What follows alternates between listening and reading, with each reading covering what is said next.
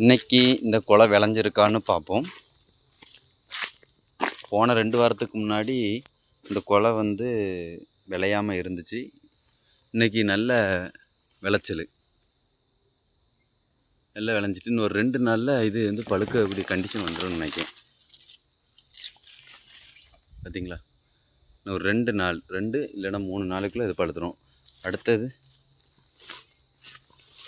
நீங்கள் இந்த வீடியோவை பார்க்கக்கூடியவங்க வீடியோவை வந்து சப்ஸ்கிரைப் பண்ணுங்கள், கமெண்ட் பண்ணுங்கள். இந்த குலை விளையலை, ஆனால் அந்த குலை நல்லா விளைஞ்சிருச்சு.